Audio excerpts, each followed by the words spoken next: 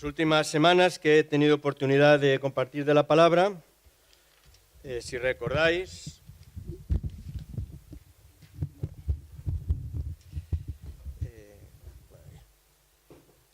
pues eso, si recordáis estábamos hablando a partir de ese texto que hemos leído una y otra vez en la primera epístola a los Corintios. No la vamos a leer hoy.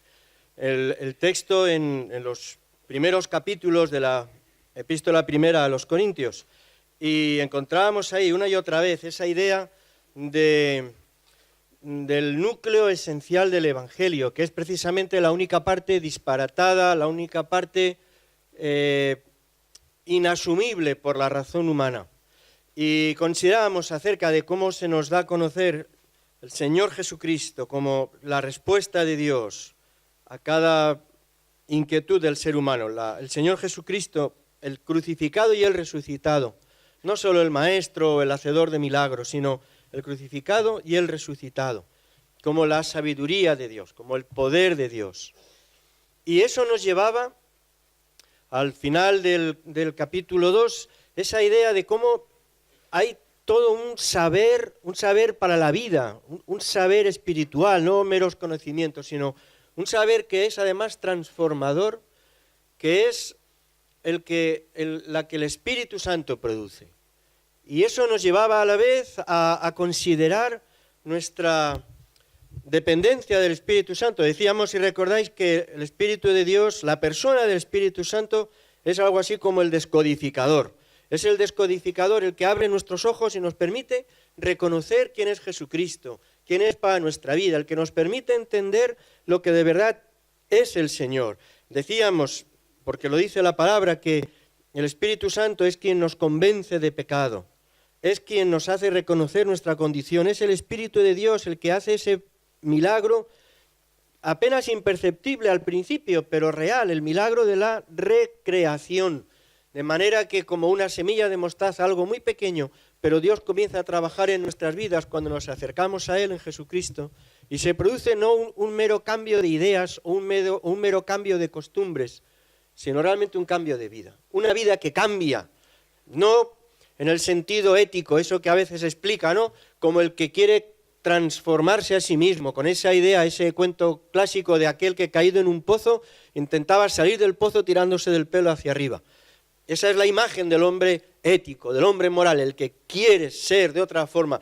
Pero el Hijo de Dios es el que reconoce que es efectivamente pobre en espíritu, que está en bancarrota espiritual, que él no puede, y descubre la realidad de la persona del Espíritu de Dios, transformando su vida, actuando y modelándole de acuerdo al carácter de Jesús. Y por eso de ahí nos llevaba la palabra a esa consideración necesaria de ser llenos del Espíritu Santo, de estar bajo su influencia, que el Espíritu de Dios sea nuestro influencer, no el payaso de turno que aparezca en YouTube.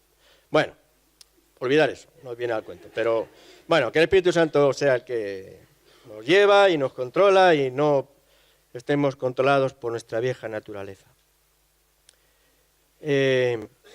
Vamos a seguir con esta idea, pero no penséis que es que ya queda muy bien, porque parece que es que esto tiene un plan de exposición de la palabra que nos va llevando, pero no hay ningún plan. Yo no sé dónde nos lleva esto, os lo digo en serio. O sea, yo sé lo que hoy toca, pero yo no sé dónde iremos a parar con estas reflexiones. Así que dejaremos que pues el Señor nos vaya guiando. Porque llegados a este punto de la necesidad y de la promesa de poder ser guiados, transformados, conducidos por el Espíritu Santo de Dios y no por nuestra propia condición tan lamentable, nos tropezamos con una advertencia que encontramos así claramente en la palabra acerca también de la realidad del pecado. Solo hemos vuelto a escuchar acerca del pecado hace poco, cuando falleció Chiquito de la Calzada, y volvíamos a recordar algunas de sus frases graciosas, una de ellas la de pecador, porque ya realmente si no es en tono de broma, si no es en tono de chiste, nadie habla del pecado. Y sin embargo, encontramos en la palabra una advertencia importante acerca del pecado, es decir, de todas aquellas cosas que acogemos en nuestra vida que están lejos de lo que es Dios. Más allá de este sentido más superficial, ¿no? Pero ese otro tipo de realidad que tiene que ver con esos pensamientos negativos, contra gente, contra los sentimientos, las acciones, las no acciones, todo ese tipo de cosas, algunas muy escandalosas, otras apenas perceptibles, pero toda esa realidad que forma parte de nuestra condición natural de pecado, pero que está tan lejos de lo que es Dios y que inevitablemente pone distancia entre nosotros y Dios, entre nosotros y toda esa acción del Espíritu Santo. De ahí la advertencia que encontramos, bueno, como se han repartido las hojas, luego los textos los podéis ver, pero Pablo dice que, el apóstol Pablo escribe a los Efesios, que no entristezcamos al Espíritu Santo. La Reina Valera dice, no le contristemos. Bueno, es lo mismo, ¿no?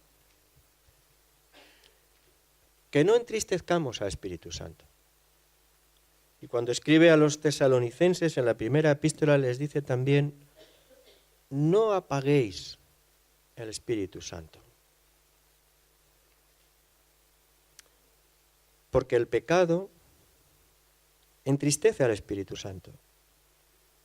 El pecado consentido, acogido, apaga al Espíritu Santo. Y si todo el recorrido que hemos ido descubriendo tiene una expectativa tan grande acerca de lo que Dios puede hacer en nuestras propias vidas, en ese poder sobrenatural, transformador, entonces esta advertencia acerca de todos estos elementos que son, bueno, las grandes y pequeños, ¿no? Pero que son elementos que entristecen, que apagan al espíritu, tienen mucha relevancia porque harían, si están presentes en nuestra vida y no son tratados, harían que toda esta expectativa tan preciosa se fuera también apagando, porque de alguna forma estorbamos todo lo que el Espíritu de Dios quiere hacer en nuestras vidas. Claro, llegados a este punto, entonces podíamos hablar, introducirnos ahí a fondo con esta idea del pecado y lo mucho que Dios lo rechaza y la barrera que es en nuestra relación con Dios, etcétera, etcétera. Pero no voy a hacer eso, porque yo lo que quiero es hablar de otra cosa. Lo que yo quiero hablar es no de la tristeza de Dios, no de la tristeza del Espíritu, sino de la sonrisa que ilumina el rostro de Dios cada vez que nos mira, por más desastre que somos. Porque solo cuando podemos acercarnos a esta realidad del incomprensible cariño que Dios nos tiene, entonces esa idea de cómo el Espíritu se entristece a causa de todo lo que nosotros le separa de Él, entonces tiene el tono que de verdad debe tener. No un tono de juicio, no un tono de ira, no un tono de rechazo, no un tono de estos tremebundos, sino es más el tono del padre afligido, que se entristece con los elementos que en la vida de sus hijos pone división entre él y ellos. Así que no vamos a hablar del pecado antes de hablar de la sonrisa de Dios. Todo ese sentido del sentir de Dios por el ser humano, por todo ser humano, es algo que viene bien ilustrado con la figura del abrazo del hijo pródigo, que por fin, vamos a ver, pues toda esta historia me la he inventado para poderos colocar la foto que el domingo pasado me boicotearon y que no hubo forma de ver. Bueno, pues vamos, espero que bueno, ya está, ya estoy tranquilo, me he quedado satisfecho. Porque esperabais seguramente el cuadro de Rembrandt del hijo pródigo. Bueno, pues no, este es de Marc Chagall, es una litografía y a mí me gusta mucho. Vamos, de hecho la tengo, una copia colocada en casa, obsequio de un buen hermano, no voy a decir su nombre porque si no habrá cola para que cada uno le pida lo que quiera, y no es el caso. Hay otra imagen completamente distinta, pero lo ilustra también. Mirad,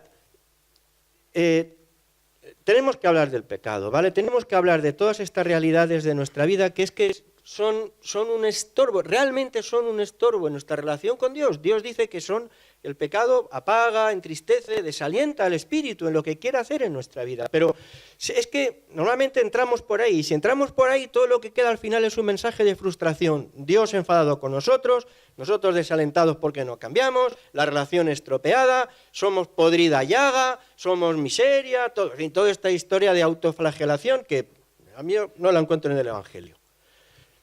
Por eso comenzamos por el punto central, y el punto central nunca es la ira de Dios, sino el amor de Dios, que además se expresa de formas tan gráficas.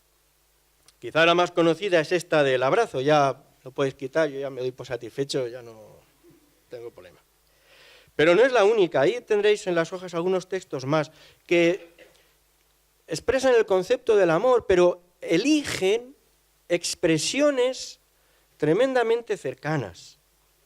Un texto en Deuteronomio, en la ley, ya veis. Y sin embargo, Deuteronomio 30, la promesa de Dios para con su pueblo, el Señor volverá a gozarse sobre ti. El Señor volverá a gozarse sobre ti para bien. Alegrarse de ti. Estar contento contigo. Proverbios 8. Dice la sabiduría, ¿no? Dios mismo ahí encarnado en esa expresión. Mis delicias son con los hijos de los hombres. Me deleito. Me encanta. El ser humano me encanta. Dice Dios, me deleito, ¿entendéis? Me deleito con los hijos de los hombres. Isaías 52, los profetas también, como el gozo del esposo con la esposa, el día que se goza, claro. Como el gozo del esposo con la esposa, así se goza contigo el Dios tuyo. No es una mera relación de cordialidad o de un afecto más o menos distinguido, lejano. Es un sentido de absoluta intimidad, de cercanía. Bueno, cada uno de todos los versículos del Cantar de los Cantares. La relación, una relación que no es una relación teológica, no es una relación religiosa, no es una relación ni siquiera cordial, es una relación absolutamente emocional, sentimental y apasionada. Este es el sentido del corazón de Dios. En el Evangelio de Lucas dice, recordáis, dice el Señor Jesucristo, que hay gozo delante de los ángeles de Dios por un pecador que se arrepiente. Sí, es un pecador que se arrepiente, pero que hay gozo delante de los ángeles de Dios. Hay fiesta, hay un sentido de celebración, hay un sentido de victoria. Hay algo tremendamente apasionado. La revelación de Dios en Jesucristo tiene elementos absolutamente asombrosos. Desde luego este es uno de los mayores.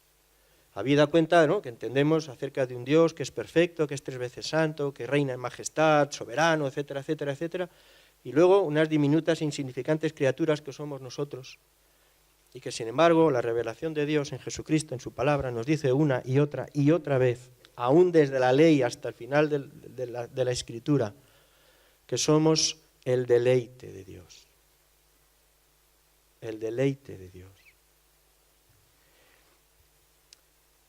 Quiero llamar vuestra atención en concreto en un texto que habla de esta misma idea. Es el texto que encontráis ahí también, está en el libro del profeta Sofonías, en el capítulo 3, el versículo 17, donde todas estas ideas y este tono resulta tan evidente y tan impactante.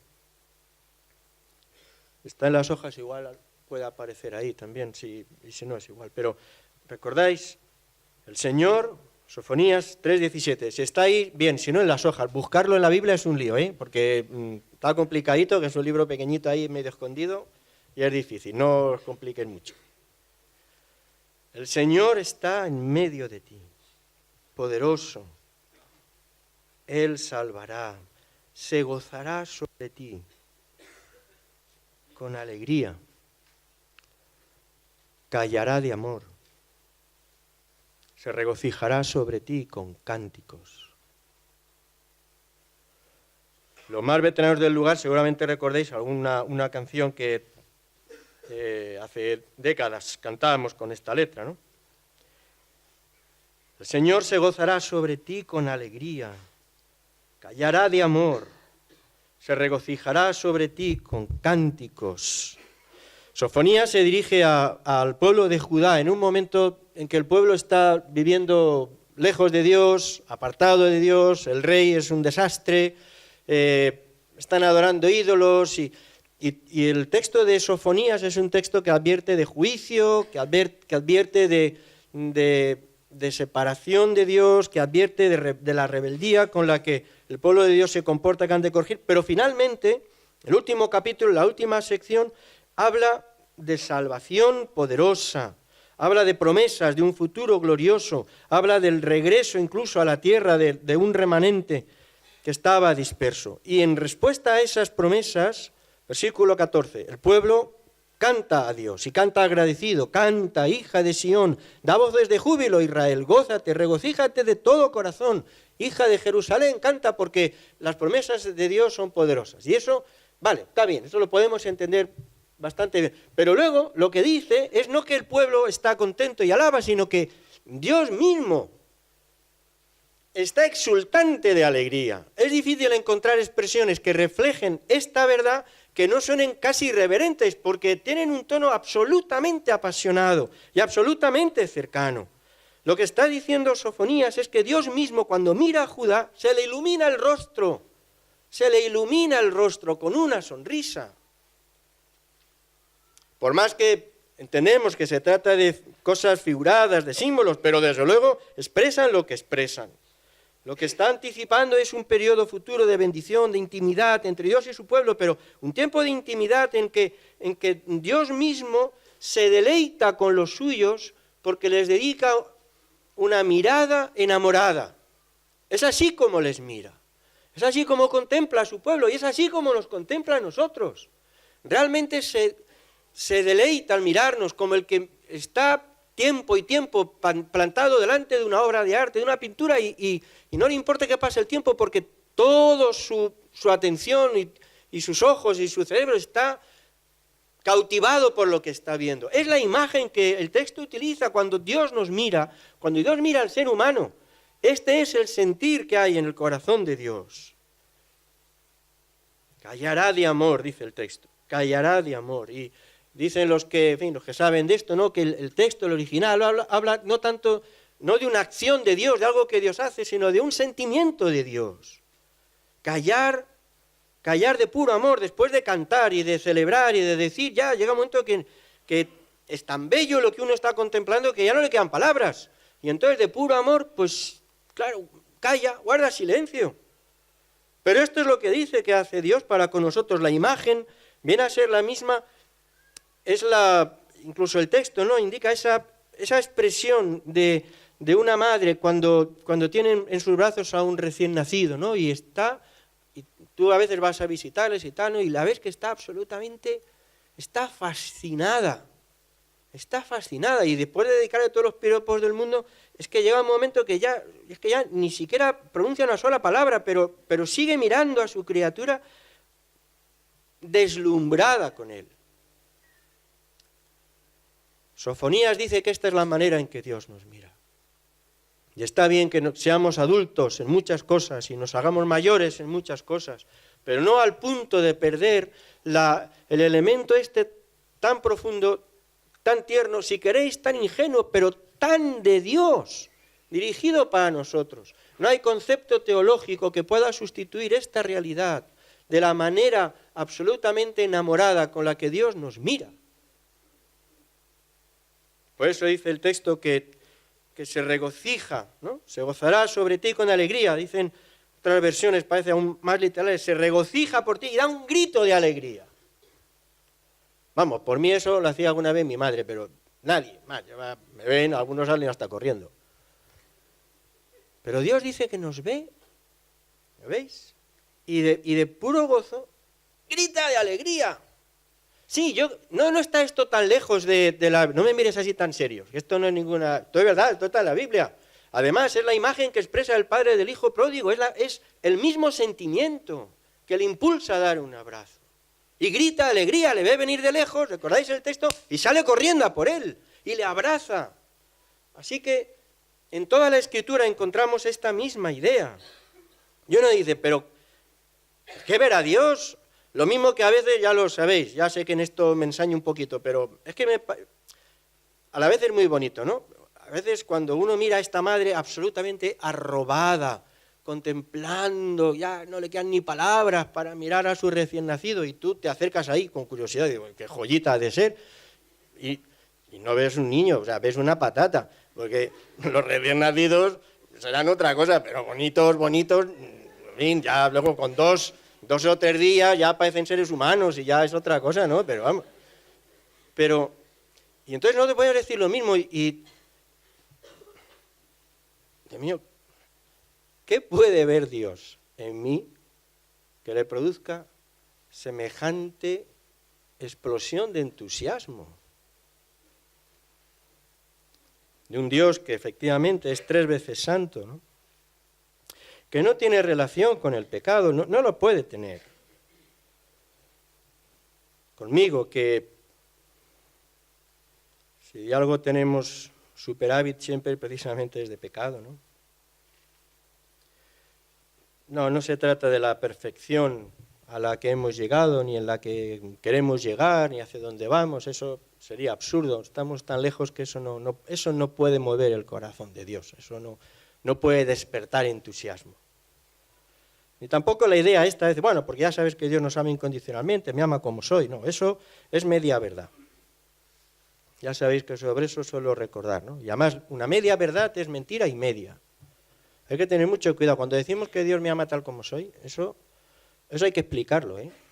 Porque a menudo se convierte en una coartada, en un pretexto y en una excusa para tapar la negligencia en nuestra manera de vivir. Y con eso hay que tener un poquito de cuidado, ¿no?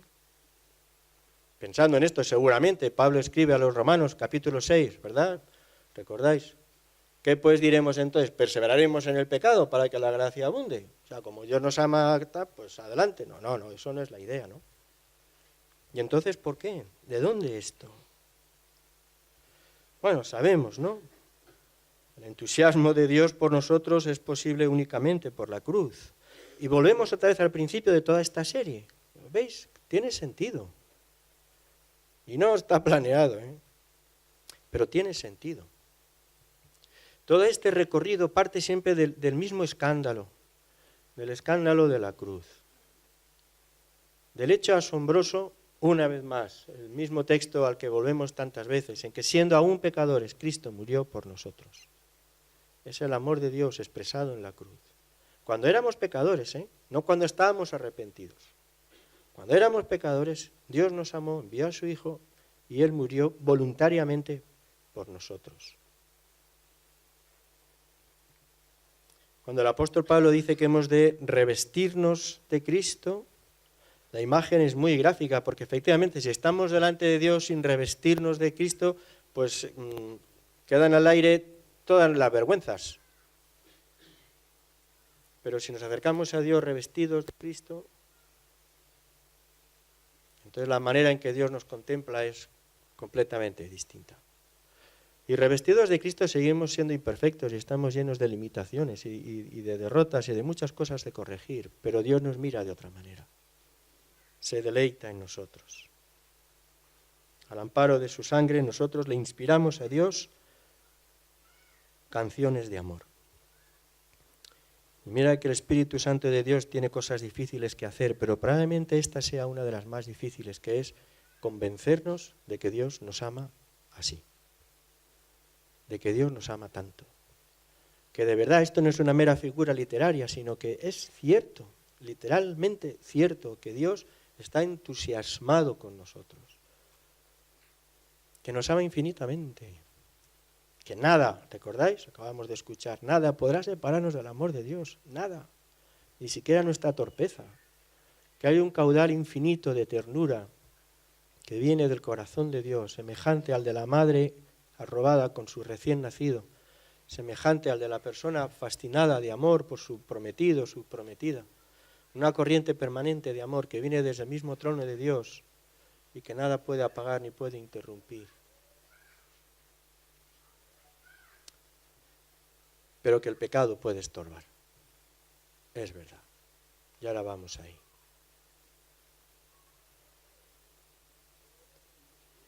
Algunos suelen utilizar una expresión, yo creo que es lícito hacerlo.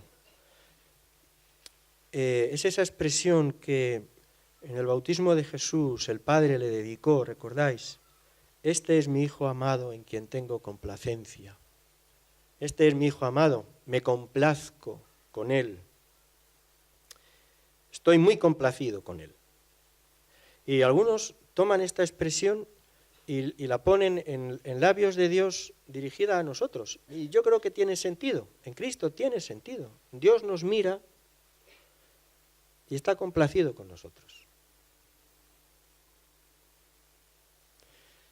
Desde este punto es donde podemos volver ahora sí, yo creo que con una perspectiva un poquito más centrada en lo que significa el pecado.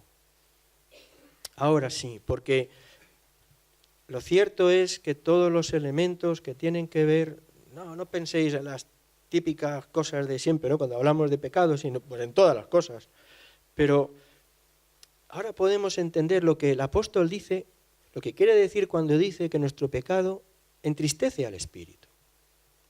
No es una manera romántica de hablar, ni una manera tontorrona de decir las cosas. No, es que hay aquí algo muy profundo, muy serio, de mucho peso. Ese sentir apasionado de Dios por cada uno de nosotros, esa ternura infinita y ese deseo de volcarse sobre nosotros para restaurar, para recrear, para levantar, para edificar, todo eso, pues se ve estorbado por nuestro pecado. El pecado, hay elementos que, en fin, son como son, no se pueden cambiar. Vuestras iniquidades, dice Isaías, ¿no? Vuestras iniquidades han hecho división entre vosotros y vuestro Dios. Y eso sí es verdad, eso siempre será verdad. Nuestro pecado hace división, nuestro pecado distancias, aparta. Pablo dice, y esa realidad a Dios le entristece. Es interesante, ¿no? El apóstol no dice, no airéis, ¿no? Como sea, airéis. Bueno, no dejéis que se llene de ira el espíritu, ¿vale? No sería. No dice eso, ¿no? Esa imagen, entonces has pecado y entonces desde el cielo se derrama ahí un torrente de fuego que destruye. No, dice, no entristezcáis, no desalentéis, sí, de nuevo sería, así como la imagen del hijo que regresa, pues podemos imaginar la imagen del padre cuando el hijo se marcha, ¿no? Cuando el hijo se marcha, y se marcha mal. La tristeza del padre, es la misma idea, no entristezcáis. El pecado supone siempre una división y mirad, tenemos todas las disculpas del mundo para justificar nuestras faltas, todos estos tipos de elementos pequeños, grandes, escandalosos, dignos, del tamaño que queráis y del color que sea, para justificar nuestro pecado. Pero lo cierto es que eso siempre es una barrera en nuestra relación con Dios. Contamina el alma y contamina nuestra relación con Dios, estorba nuestra intimidad con Dios. Estamos en un punto en que hablar de estas cosas suena como infantil, como cuentecito para los niños, mira, sé bueno, no digas palabrotas. Esta idea del pecado ha perdido tanto de la realidad tremenda que supone, pero la tiene. Crea división, crea distancia con Dios. Y entonces Dios se entristece. Y efectivamente toda esa labor del Espíritu de Dios, de la persona del Espíritu de Dios, sanando, reconstruyendo, sembrando de su fruto, del carácter de Jesús, capacitando, todo eso se deteriora, languidece. Apagar al espíritu, dicen, bueno, entristecer y apagar son expresiones similares, ¿no? Es fácil de entender. Algunos creen ver ahí que apagar tiene más bien que ver con las cosas que hacemos, no con lo que somos, sino con las cosas que hacemos para Dios, ¿no? El fuego en la Biblia tiene siempre esta imagen de poder, de ejercicio de ministerios, etcétera, etcétera, ¿no? Y también apagamos ese fuego, ¿no? Echando agua, ¿no? El agua del pecado, ¿no? Es como si echáramos un cubo de agua, entonces se apaga. O sea, no, otra vez, pero no es esa idea del fuego que entonces se levanta y se vuelve contra nosotros y nos destruye, sino que se apaga. ¿Percibís? No, yo creo que se percibe. ¿Veis ese tono como de tristeza, de desaliento de parte de Dios? Porque hay una realidad en nuestra vida que se convierte en un estorbo, que no deja que las cosas fluyan y no pueden fluir. Eso es cierto, no pueden fluir. Donde el pecado es acogido, donde los sentimientos en contra de alguien, los pensamientos de no sé qué, el corazón metido en cosas que no convienen, donde todo ese tipo de cosas, lo diremos a gritos o en voz baja, pero todo eso hace daño, hace división con Dios y produce tristeza en el corazón de Dios y entristece, apaga el espíritu y toda su obra en nosotros. Apagamos al espíritu, dicen algunos, y utilizan una expresión muy interesante del Antiguo Testamento, cuando ofrecemos a Dios fuego extraño.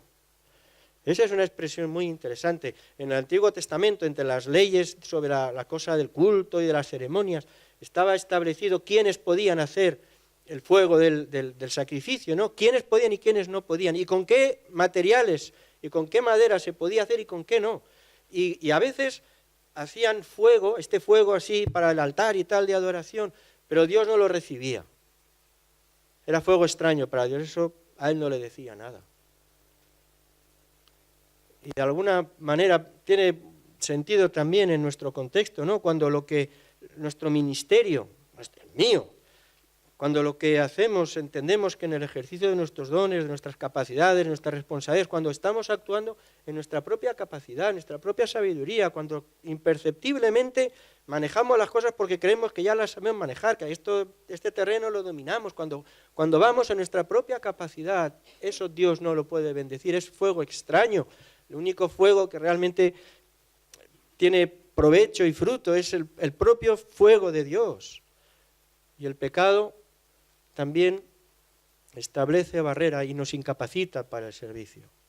Podemos hacer mil cosas, pero no tendrán relevancia en términos del reino de Dios si ese fuego que prendemos no es el fuego mismo de Dios.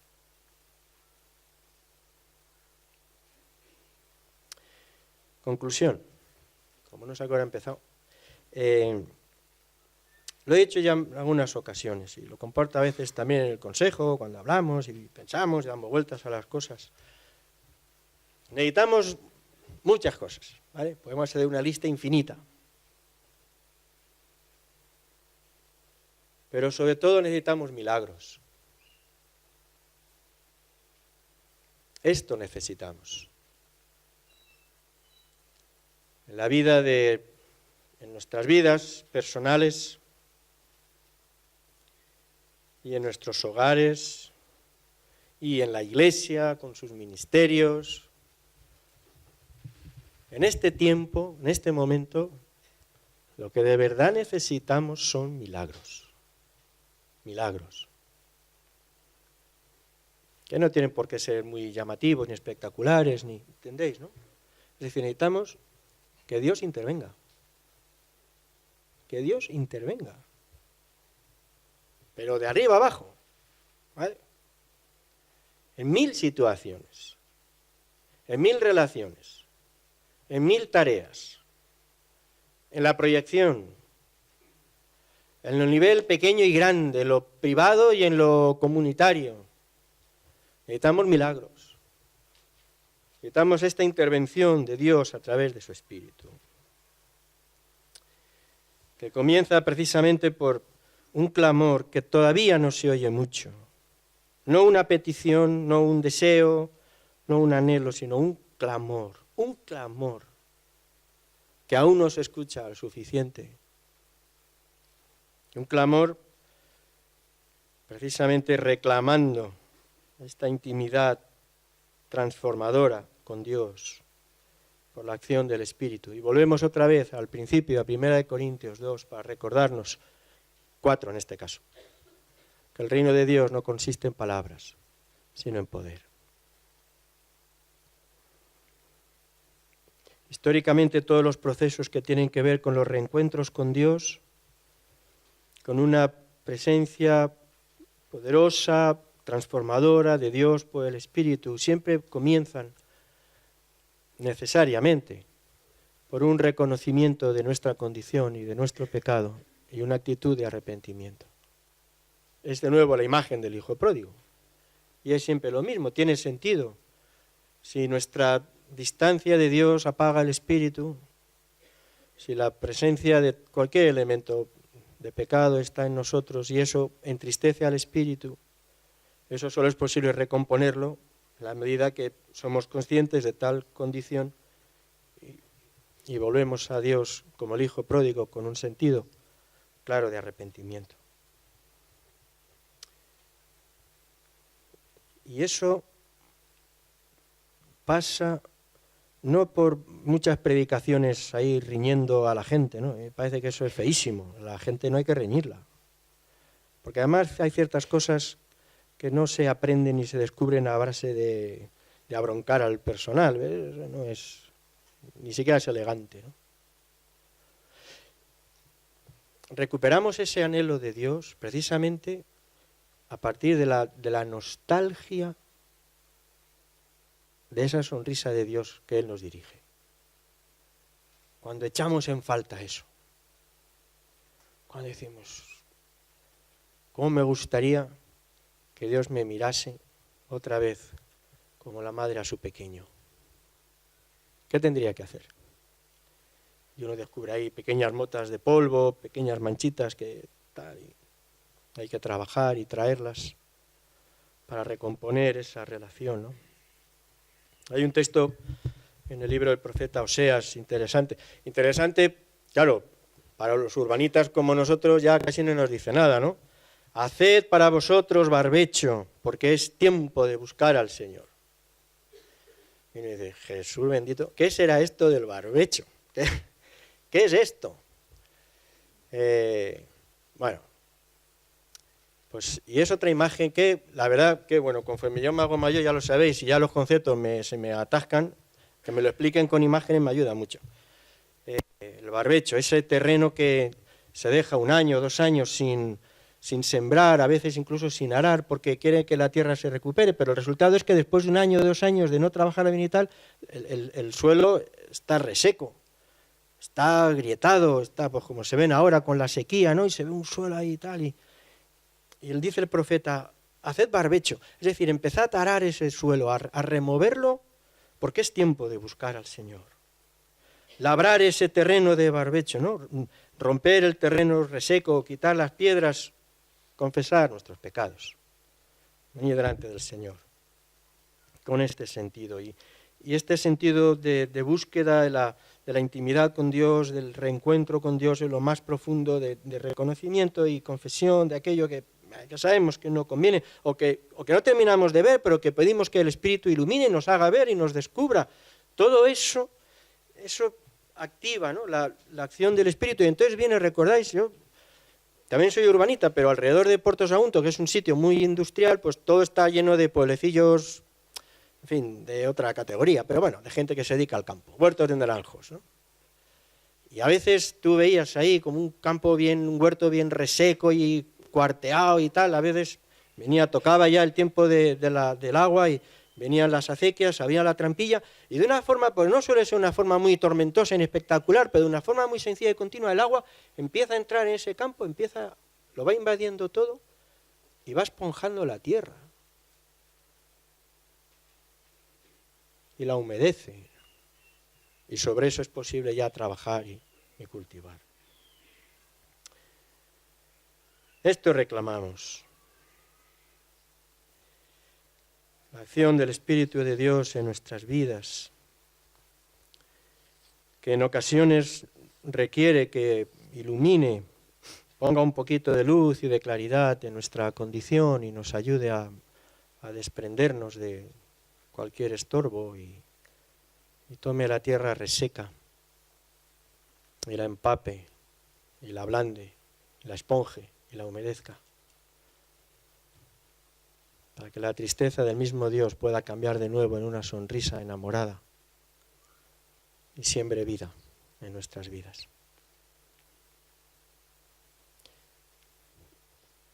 Bueno, no es pronto, pero tampoco es tan tarde como otras veces, así que podemos tomar poquitos, unos minutitos solo y oramos, ¿vale? Podemos pensar en esto, puedes pedir al Espíritu de Dios que traiga un poquito de luz en tu vida, que muestre algo que tenga que ser tratado, algo que a un espacio demasiado reseco que debe esponjar, reclamar la obra poderosa de Dios en nuestros corazones. Noemí va a cantar, pero podemos escucharla mientras estamos pendientes de lo que el Espíritu de Dios quiere decirnos a cada uno. Quietud, silencio,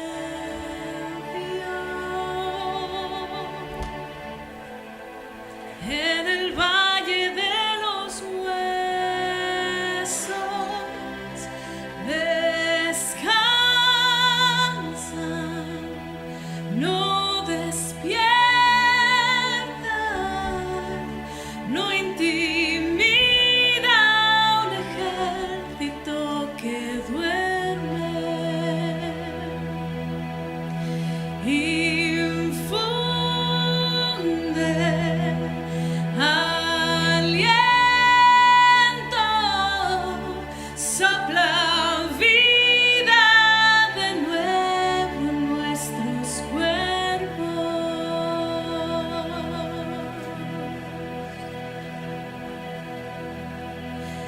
Espíritu,